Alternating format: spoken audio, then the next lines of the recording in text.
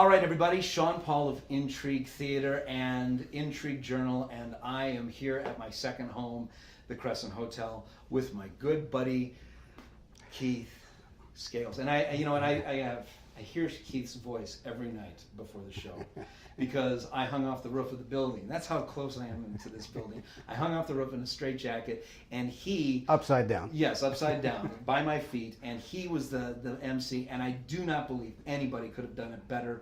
And he sounded like the guy that was doing the old newsreel as the Hindenburg was coming down. Oh, the humanity! And it was fantastic. And so I will put a link to this right here, and you can click it, and you can watch the whole thing and listen to Keith narrate the whole thing. It was awesome. So Keith, this is going to be fun. We don't have a lot of time because one of your ghost tour guides will be coming in here soon, right? That's right. Okay, we're going to talk about 4 things tonight.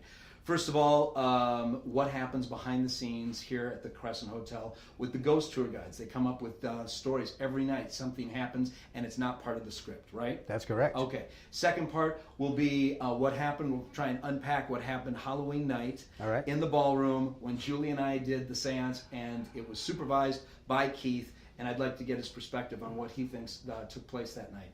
Third, I'd like to talk about the ESP conference, which is going to be the first 2 weeks in January, where the hardcore paranormal enthusiasts will be coming here. They'll have their gear, and they'll be spending the night roaming the halls, doing some serious ghost hunting. All that. And then fourthly, last but not least, the piece de resistance.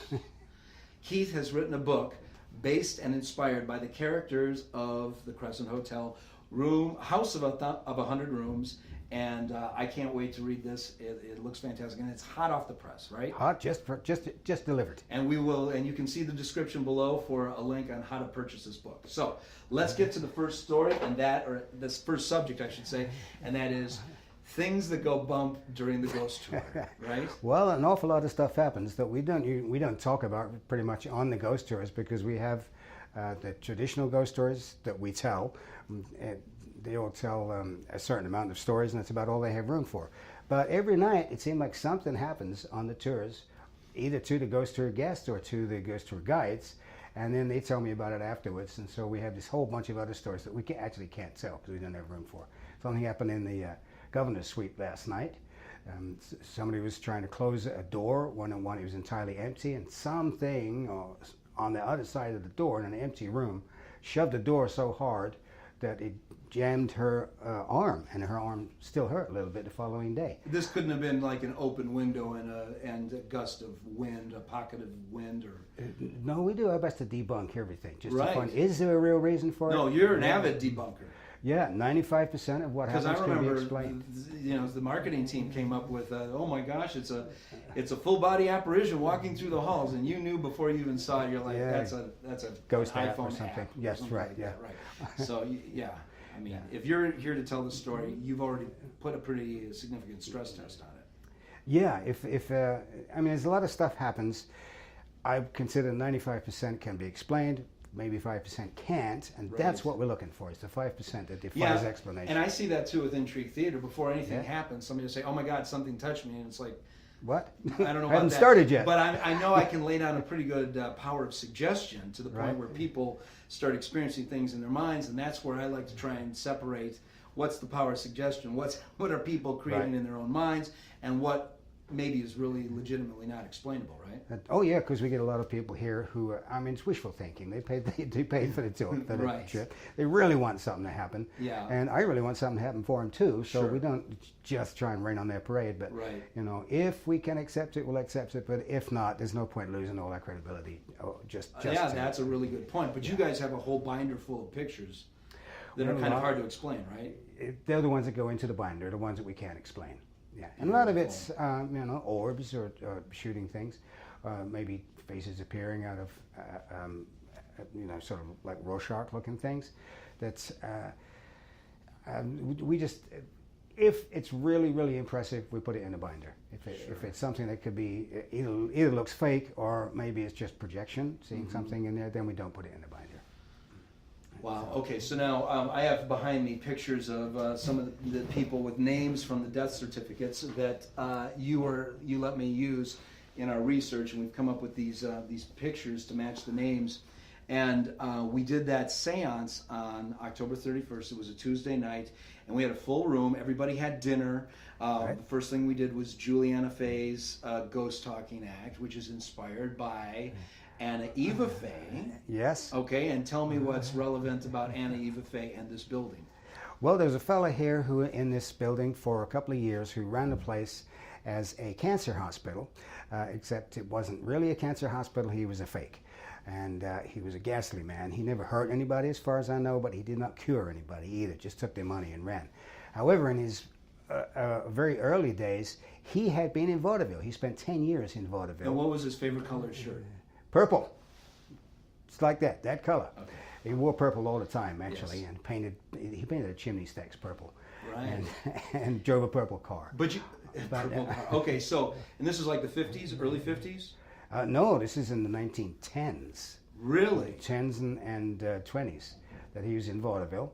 And Oh, he- okay, but I meant when he had the cancer hospital. Oh, I'm sorry, yes, in a cancer hospital, that was 1937 to 1939. Okay. But when he was in vaudeville, he had a partner who he married, and he called her Madame Tangley, and she was a devotee of Anna Eva Fay. So they were doing a mesmerism, mentalism act? Yeah, and levitation and all that kind of things. He was also an engineer. And so Fantastic. Yeah. But he was inspired by how much money Anna Eva Fay was making, right? That's right, and that's what he initially went out as a solo act. Yeah, doing then- hypnosis. Yes. Right. And cold readings and all that kind. And then he finally realized that the people who were making the money had women in their act, so he went out and found a woman that he eventually married. Yeah. Then he divorced her and got somebody else. Called her the same thing, Madame Tangley. Wow. Yeah, and just the parallel lines are Yeah. just amazing. And so here we are at the Crescent Hotel. So, okay, so Julie does a blindfold act, then I do a thing with a past life regression, and both of those things went great. We had a great audience. That's right. But then what we decided we were going to do is we weren't going to do a performance. We were just going to do a plain seance, and we scripted that seance according to the characters of the building that you've done research about. That's right, yeah. The little boy bouncing the ball up on, I think, the second floor. That's correct. Second floor. Yeah, Wearing Brecky. velour, We Victorian think clothes. Yeah, some people say he wears kind of Victorian clothes, but I think actually it's more likely that he's actually Brecky, who was the son of the dean who died here when he was 4 years old. And so it wouldn't have been actually Victorian clothing, but it might have been something like velvet. Okay. But But people say that they've seen him, and when he sees modern day kids in their swimsuits in the middle of July, and he's wearing the stuffy Victorian clothes, he screams, "It's not fair! It's not fair!" It's not fair. It bounces his ball. Bounces really his- mad. Okay, Yeah, right. all right. So we created this seance script, calling out to each one of these characters that Yeah. you've done the research and people have seen and there's accounts of and whatnot. And we encouraged everybody to download the app of their choice, because there's like 35 different ghost hunting apps available. And I didn't tell them which one to do, but I told them that we've had I've had some amazing experiences that I can't explain. That's all I'm going to say. I'm not going to say that it's real, but it sure makes you think when it gives you the name of somebody that's right. There's a picture of a dead person that died in that building right behind you, and it says Kepler. Yes. How does that get fed into a thing that's just randomly released? The odds are staggering. So I told everybody to upload or download their favorite app, and that they were going to just let us know what's happening as we're making our call out. And it was, as a performer, I like to keep things moving. Yeah. But I know that with a seance, you make the call out to the spirits, and then you just And then you wait. wait. Right. And you were there when we were talking to the girl in the mist. Right, and then a couple of names came up, and they came up on different. They were using an app called an Ovilus, which brings up words, and Ovilus? Ovilus is Okay. generic name for that kind of Okay. app, and then it brings up words, and it also has a little meter on it that flashes different colors depending on The level of the thing. activity, shall level we of say? activity, Okay. presence, yeah. And there were a couple of people at a couple of different tables that were way apart in the room, came up with the same name at the time that the meter was registering very, very heavy activity in the area. And it's same name at different times. Mercury, not technology. What else do we have? Anything? What? Carol? Is that coming through on your app? Molly, okay. Clear? As we're about ready to wrap things up?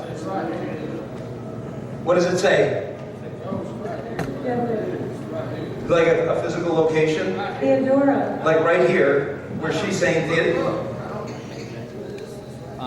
But the thing that I found most interesting was when Julie was making that call out to the girl in the mist that jumped off the roof or was pushed off the roof when this building was a girls' college. Right, we don't know.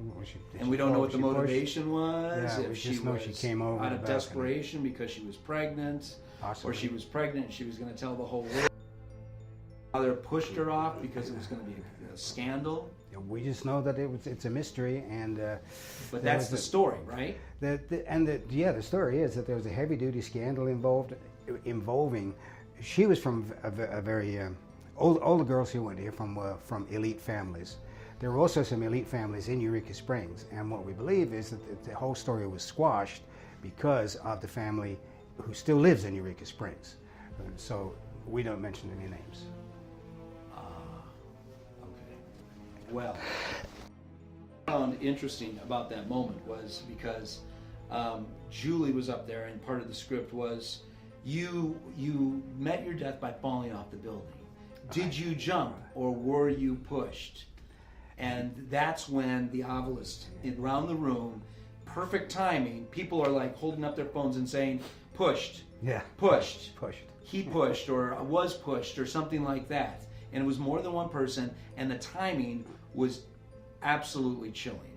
Yeah, it came up on mine. I had one of them too on my phone, Right. and it came up with pushed. Yeah, and you and I could we go under oath and say we had absolutely nothing to do. I've actually Googled, can you program and can you hack these ghost apps, and nothing has come up. So No, I think they're deliberately random, and who knows? But I mean, it was eerie. And then they said, "Why were you pushed? Were you pregnant?" And then the obelisk came through. And like I said, if we still have the footage, I'll play it. It says, "My baby, my baby," and it's just It's hard to believe that if is it's all just random, accidental. I don't know. I don't know. I can't explain it. And there were more than one moment like Yeah. that during the seance. So it was great, and I look forward to doing it again next year. Yeah, it's uncanny. Maybe it's all completely coincidental, but on the other hand, maybe it's not. It felt solid though. I mean, there was no performance planned for this part of the night. And when things like that happen, Julie and I both looked at each other like, okay. I remember watching you guys and saying, we just threw the script out the window. Right? Yeah, exactly. It was amazing. All right, so now, if people want to come and they want to experience this, tell us what you have planned. We have a lot of stuff planned for ESP weekend. This is something that's been going on for What does ESP stand for? Eureka Springs Paranormal. Isn't that beautiful? Or Extrasensory Perception. And this year we are focusing on the second meaning, the extrasensory perception. We have a lot of hands-on activities for people to test their own X factor, if you like, their own ability. This curious facility that some people, and maybe all people, have for seeing in the future, seeing things that are not here, reading people's minds, or seeing ghosts. All right. So we have telepathy testing. We have a psychomantium here, which is kind of like a deprivation chamber. Okay, now say that term again slowly. It's called? A psychomantium. It's almost like a deprivation chamber, and it's a modern version of an ancient Greek ceremony that was conducted in underground temples where they got in touch with the spirits of the dead. It involves scrying, which is like looking into a mirror or a smoky glass. Or a crystal ball. Crystal ball, pool of water, and allowing images to come out when all other kind of distractions have been diminished. So it happens in total darkness in Norman Baker's penthouse, which was, Norman Baker is the name of the faux doctor who was here, who helped all these other people on their way to their last moments. And so it's kind of a spooky place to start with. And that's where the psychomantium takes place. Right. And yeah, and what's funny is, you're not the only person I've heard about that. Dave Schrader, which is a relevant name. Yeah. He's had those experiments in some of the other historically haunted places that he's done that in, and he says they've had some amazing experiences doing that. Yeah, well, what's great about it is it gives you almost immediate results. You don't have to sit there very long in the dark looking into a mirror by candlelight before stuff starts to come either from the other side or out of your own mind. Who knows where it's coming from, but stuff starts to happen right away. It's not. Okay. So that's a couple of things we have. We also have some great headliners. We have Sean Paul and Juliana Fay, who are going to be our main stars, main attractions at for the Friday night weekend. For the Friday night event. We're going to do our past life regression segment and our remote viewing segment and Mind Over Matter. Yes, yes, which I'm very much looking forward to. I've seen them all before. Can't wait to see them again. And also on Saturday night, then we're going to take an excursion out to the Intrigue Theater where Sean has his setup. And I got to say, we are going to pull out all the stops. We're going to take all of the stuff that we created, all the segments we produced for our Halloween shows in years past. Right. That means the Asylum Dolls. Yeah. That means, we'll do the Civil War sign on the amputation table. The New World Order of the Secret Societies and the Illuminati, and Rekmir, High Priest of a Moon, the partial remains of an Egyptian mummy. That's nice that he's laughing. Yeah. And an experiment that came out of the Egyptian Book of the Dead. Right. So that'll be part of that show. So now let's talk about our speakers. The first week, Larry. The first week we'll have Larry Flaxman, who is from Little Rock, and he is probably the most well-known paranormal investigator, certainly in Arkansas, but all over the country. He goes to events every single weekend, and he's got almost $1 million worth of equipment, and he's written 10, I think he's on to his 11th book now about paranormal subjects. What's great about Larry, what I love about Larry, is that he's a physicist. He's totally level-headed. He's not, he's not a person who is easily fooled. Pragmatic, doesn't jump to conclusions. Oh my gosh, did you feel that? Yeah. You don't hear guys like that talk like that. No, and he's been with us leading investigations for several years, and stuff's happened to him too. Down in the morgue right here, right around the corner here. Right. He took off his shirt and he had 3 scratches on his back. And he didn't even feel it when it happened, but it got pointed out to him. He said, and it had been after he had been in the place called the cooler where they used to keep the dead bodies. That's where it happened to him. That and several other things have happened to him too.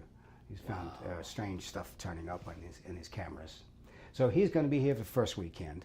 Second weekend, we have Dave Schrader from Darkness Dave from Darkness Radio. Right, Darkness Radio, Beyond the Darkness podcast, which they did like, I think they're doing 72,000 downloads of that podcast every night, and they did like, I don't know, it's 4 million or 40 million downloads for the year last year.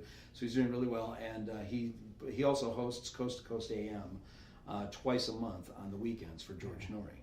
So between him and you and Larry Flaxman, we probably got the whole country covered. It's probably hopefully every paranormal enthusiast in the country is going to know about ESP Weekend. It's going to be a lot of fun, a lot of thrills and chills, and nobody should go home disappointed. Oh, I don't think so. They hardly ever do, but this year it's going to be extra special. Right, and they get full run of the building.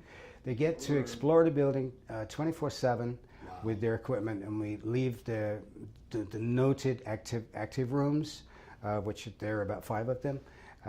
We leave those open all night long for people to go in and investigate. Fantastic. And then is the basin involved as well? That's right. It's grown from 1 night in 1 hotel to 3 nights in 2 hotels. And the Basin Park, which is a sister hotel to the one we're in, it's in downtown Eureka Springs. It's a 1905 hotel. Also has a lot of history of paranormal activity to it. And that's going to be empty, completely closed down for the winter. And we'll go in there and we'll be able to explore at our heart's content. And I haven't told you this yet, but something new that we're going to do, we've never done before. There's a big ballroom in the Basin Park, the Barefoot Ballroom. Yeah. We're going to do a seance there. We're going to do a big seance. And we have, also what we have is 3 psychics who are here throughout the whole weekend. They set up a little psychic salon to do different kind of readings with cards and penduli and precious stones. And those ladies will be leading the seances, one here at the Crescent Hotel at midnight on a Saturday, and one at the Basin Park late at night on a Sunday. Wow, that's awesome. And the way I like to describe this, I did a blog post that you saw, and it's just like, when you see this building in the snow at the top of the hill, it's very much like The Shining.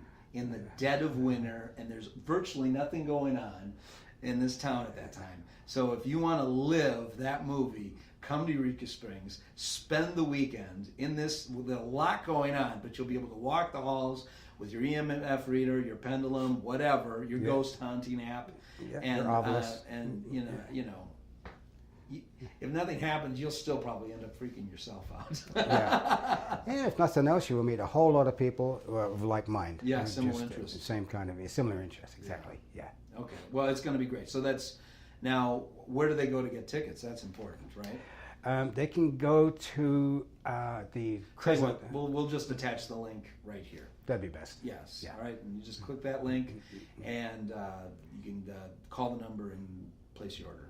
Yeah, and you can go to, it comes as a package, and you can go to the website, and the website will give you an hour-by-hour breakdown of what will be happening, who will be here, their bios and everything, and just a whole lot of background on the event before you, so to help you make up your mind whether you want to commit to it or not. Yeah, fantastic. Okay, so now, the closer.